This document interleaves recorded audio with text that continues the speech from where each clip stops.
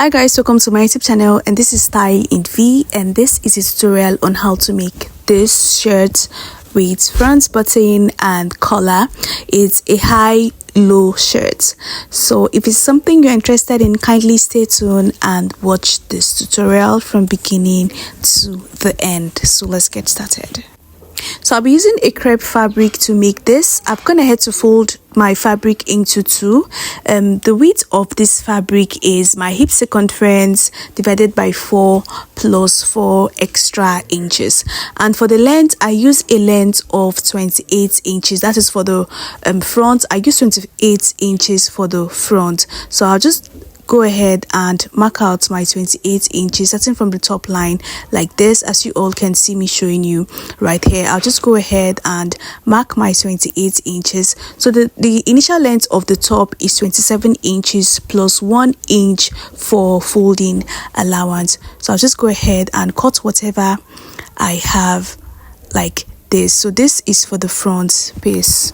So guys, I am done cutting, and the next thing for me to do is to mark out 2.5 inches from the midpoint. So this is for the button placket. So I'll just go ahead and mark out 2.5 inches from the top line to meet the shirt length. I'll just go ahead and mark 2.5 inches like this. So this is for the button placket as said earlier.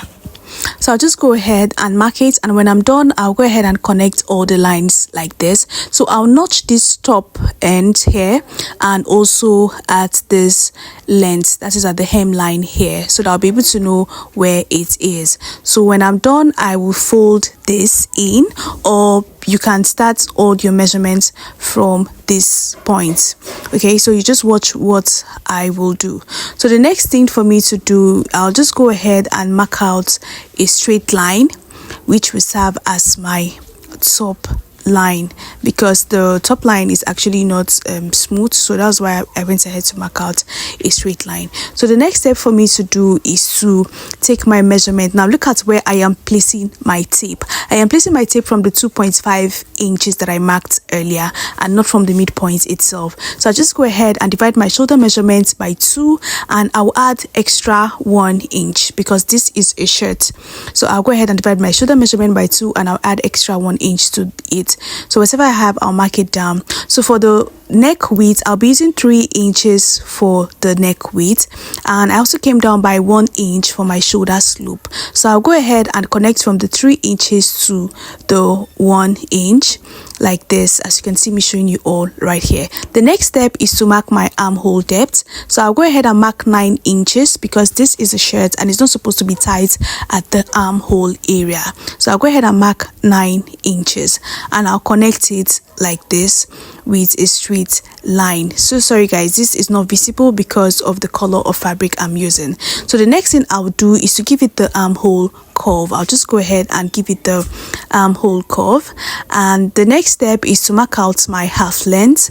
And starting from the top line, I'll go ahead and mark out the half length, which is 18 inches like this. I'll go ahead and mark the 18 inches like so, and this is what we have. So I'll use the remaining length as my hip line like this. So this is about 9 inches left, or 10 inches left.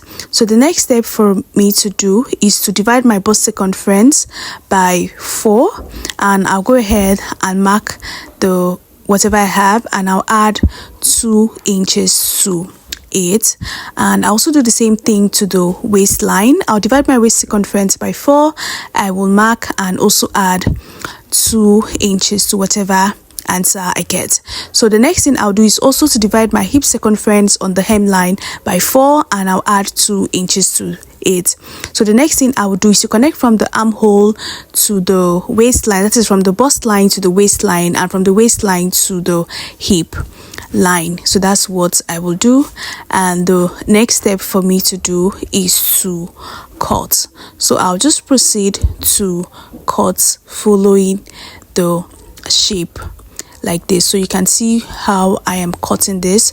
So this is the shape. Like I said earlier, that's because of the color of fabric I am using. That is why you are not seeing anything. Okay, so the next thing I would do is to cut out the back pattern.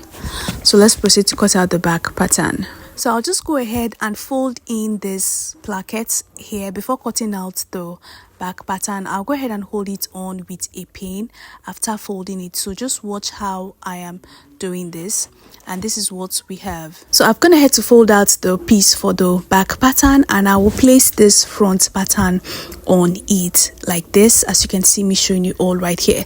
Now the back pattern is longer than the front pattern with 5 inches. Remember I said it's a high-low shirt, so the back pattern is longer than it with 5 inches. So you can see the 5 inches at the hemline area. So I'll just proceed to cut it out like this, following the shape of the front piece. So every other thing is the same, it's just the neckline and the placket. Okay, that's the difference between the front and back. So I'll just go ahead and cut it. I also go ahead and cut out the shoulder slope. So this is what we have. So I'll go ahead and notch the neck width. Remember I said I use a neck width of 3 inches. I'll go ahead and notch the neck width so that I'll know where it starts from. So when I'm done, I'll take out the front piece and work on the back neckline. So for the back neckline, I'll be using a neck depth of 1 inch. So I'm trying to confirm the neck width, which is 3 inches, and for the neck depth, I'll be using a neck depth of 1 inch like this. So I'll just go ahead and mark the 1 inch, and I'll connect it to meet the 3 inches like so. So when I'm done, I'll go ahead and trim this off, and this is what we have. So I'll go ahead and keep this back pattern aside, and let's work on the front piece. So you can see what we have right there. You can see how the back piece looks like, and let's work on the front piece. So for the front piece, I'll go ahead and open this up. Okay, I'll go ahead and open up the center part like this. I'll just go ahead and open it up like this. So this is what we have, and I will notch the 2.5 inches as I did earlier. So I'll just go ahead and re-notch it again. That is the 2.5 inches for the button placket. I'll just go ahead and notch it. So the next step for us to do is to iron it and also place our hemming gum. So you can just go ahead and fold it and sew it, whatever method you use, but for me, I love to use the hemming gum on this part. So I'll go ahead and fold it with 1/2 inch like this on the midpoint area like this, and I'll iron it, and after that I'll go ahead and fold it to meet the 2.5 inches like this, as you can see me showing you all. So I'll repeat this process so you all can understand. I'll go ahead and fold it with 1/2 inch like this. Then after folding it with 1/2 inch, I will fold it to meet the 2.5 inches that I notched earlier. That is this place that I notched earlier.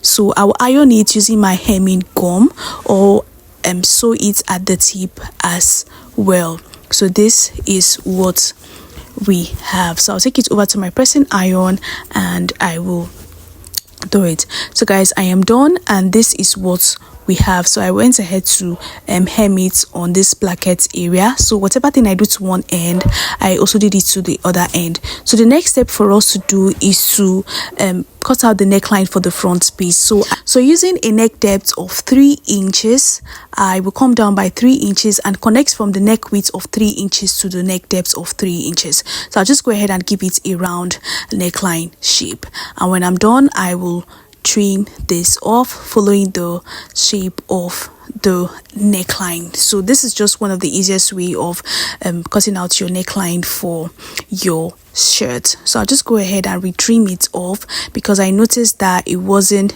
smooth at this end.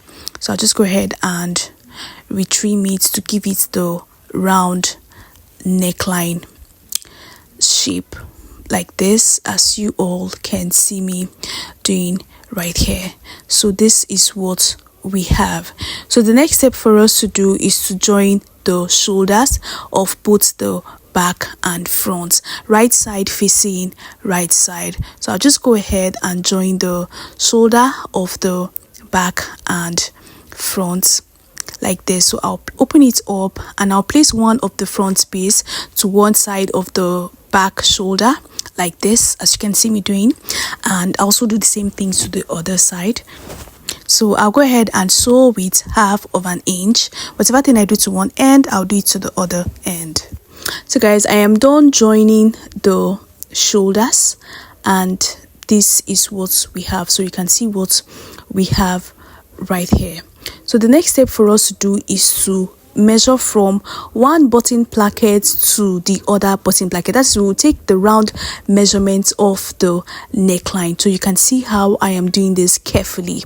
So I'll just go ahead and measure from the front neckline to meet the other side of the front neckline. So let me do this process again so you all can understand. I'll go ahead and measure from one front button placket round to the back neckline to meet the other side of the front placket. So whatever measurements I have, I will note it down. So I got 19.5 inches, so I'll note this down. So the next step for me is to work on the collar. So that was why we took the round neckline measurement. Now since I got 19.5 inches, I'll go ahead and fold my tape into 2 like this. So whatever measurements I have, I will note it down. So I'll go ahead and mark out half of the 19.5 inches, starting from the midpoint area of the paper like this, and this is what we have. So the next step for me to do is to connect the lines together, and this is what we have. So when I'm done, I will go ahead and come up by 0.5 inches, that is 1/2 inch from the midpoint of the paper. Yes, you come up by 0.5 inches and you connect it to meet this line that we mark right here. So this will help the collar to sit perfectly well on the neckline area of the shirt. So this is what we have. So the next step for us to do is to determine the length of the collar. So I'll be using a length of 2 inches. So I'll go ahead and mark 2 inches on this point where I have the collar width, and on this point I also go ahead and mark the 2 inches. After marking out the 2 inches, I will minus 0.25 inches from this 2 inches, and this is what we have. So I'll connect from this 0.25 inches that I came down by to the 2 inches. So this is what we have right here. So I will note this down, and on this end here I will mark 0.5 inches on this particular end here, and I'll connect it to meet the collar width, that is on the neck width here, and this is what we have right here. So when I'm done, I will go ahead and trim this off following the shape of the collar. So we are done, and I will trim following the shape. So just watch what I am doing, and remember this is on fold. So guys, I am done, and this is what we have. Now one thing I love to do is to label them, that is both the up and down, so I don't get confused when transferring this to my fabric. So I'm gonna head to fold out a crepe fabric for this, so that I'll be able to cut out the pattern. So this is what I will do. I'll go ahead and pin it to the fabric like this, and I will add 1/2 inches round every side of this paper. I'll go ahead and add 1/2 inches round every sides of this paper. So remember, the fabric is on fold, please. So I'm going to head to cut the collar on the fabric, and this is what we have. So the next step for me to do is to iron a light gum stay on it. So this is the paper gum stay, so I'll just go ahead and iron it because I'm using 80 crepe for this. So I'll just go ahead and iron this paper gum stay on the 2 sides of this crepe. So this is the lighter gum stay, so I'll just go ahead and do that. So remember what I said, that you should notch so that you'll be able to identify the upper side of the collar and the lower side of the collar, so you don't get confused. So I'll just go ahead and iron the gum stay on the crepe fabric. So guys, I am done ironing it, and on the lower side of the collar, that's the side where I will attach to the neckline, I also went ahead to fold in 1/2 inch on one piece of the collar. I went ahead to iron in 1/2 inch on it.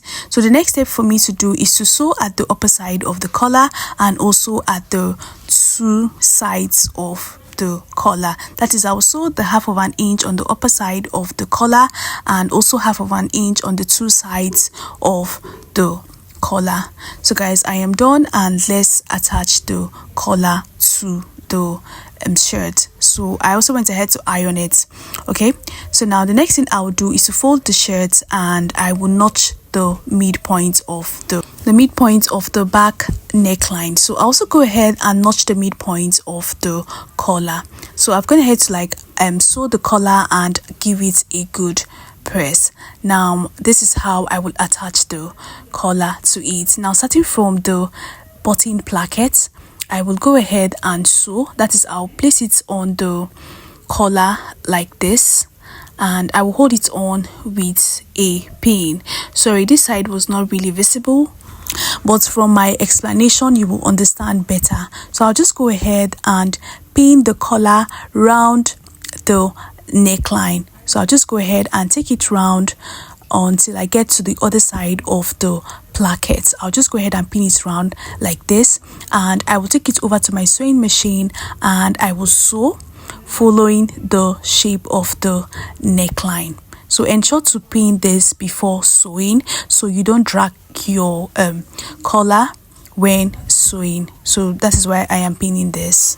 So I'll take it over to my sewing machine and sew so you all can see what I am doing. So I'll just go ahead and sew using 1/2 inch like this. As I'm sewing, I'm taking off the pins that I used to hold the collar to the shirt. So I'll just go ahead and sew, and this is what we have. So when I'm done, I will also go ahead and when I'm done sewing on this side where I folded 1/2 inch, that is where I will use to cover this collar up. So I'll just go ahead and fold the 1/2 inch and I'll sew on the tip of it like this. So I'll just go ahead and sew to cover the rough edge of the collar. So I'll just go ahead and sew it gently like this, and this is what we have. So you just go ahead and follow the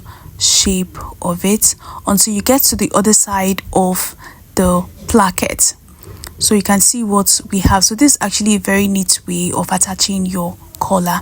So the next step for us to do is to cut out the sleeve for our shirt. So you can see what we have. You can see how neat the collar is. And to cut out the sleeve for our shirt, I've gone ahead to fold the fabric into 4 pieces, and I will take the shoulder to the elbow line and the shoulder to the wrist, that is the shoulder to the sleeve length. So the next thing I will do is to come down by 4 inches from the sleeve head like this and mark. This is to get our biceps line, and I'll just go ahead to give it the sleeve shape. Now, in order for you to know the amount of fabric to fold for your sleeve, you divide your biceps circumference by 2 and you add 2 extra inches, both for joining and for ease allowance. Now on this elbow line here, I'll divide my elbow circumference by 2 and I'll add 2 extra inches. Now whatever I have on the elbow line, I will mark it on the wrist area like this. So I'll just go ahead and connect them like this, as you all can see me showing you. Now I have a tutorial on how to draft a basic short sleeve and a long sleeve on my channel, so you can go there and learn how to draft a sleeve properly. So when I'm done, I'll just go ahead and trim off following the shape of the sleeve like so, as you can see me doing right here. So I'll just go ahead and follow the shape, and this is what we have. So the next step for me to do is to notch the midpoint of our sleeve. I'll just go ahead and notch the midpoint of this sleeve, because we'll be attaching the sleeve to the armhole area, and this midpoint will be placed on the shoulder line of our shirt. The next step is to shape the main piece of this dress. So I'll just go ahead and fold it in like this, and I'll shape using 1 inch. Remember, we added 2 inches for allowance, so I'll just go ahead and shape using 1 inch instead of 2 inches. Now on the hemline of this shorter piece, that's the one in front, I'll go ahead and mark 2 inches. That will be the opening for the sleeve. So this depends on you if you want it longer or shorter. So I'll just go ahead and mark it out like this. Whatever thing I do to one end, I'll do to the other end. I'll just go ahead and sew to this point where I marked my 2 inches. So the next step for us to do is to also shape the sleeve. I'll go ahead and shape the sleeve with 1 inch. So guys, I am done shaping the sleeve, and this is what we have. So the next step for me to do is to attach the sleeve to the shirt. So I'll go ahead and join the shaping side of the sleeve to the shaping side of the dress, and I'll hold it on with a pin. Now remember this notched part on the sleeve area, I'll go ahead and pin it to the shoulder line of the dress like this, as you all can see me doing right here. I'll just go ahead and pin it to the shoulder line of the dress like this, and I'll take it over to my sewing machine and I will sew round like this, following the shape of the armhole area. So guys, this is how I will do it. I'll start from the shaping line here and I will sew round like this. Just watch what I am doing and you will understand better. Now whatever thing you do to one end, you will also go ahead and do it to the other end. So I am done attaching the sleeve to the armhole area, and this is what we have. So the next step for me to do is to weave it. I'll go ahead and overlock the rough edges, and I will proceed to hem the hemline of the shirt, that is both the front and the back hemline. Yes, you can fold it or weave it, whatever thing you want to do. So the next step for us to do is to also create buttonholes for the button placket, and also fix in our button on the other side of the button placket. And when I'm done, I will also go ahead and hem the hemline of the sleeve area and give it a very good press. So guys, I am done, and this is what we have. So I'm gonna to fix the button on it, and you can see what it looks like. So if you've watched to this point, thank you so much for watching, and don't forget to subscribe, and see you in our next video. Bye.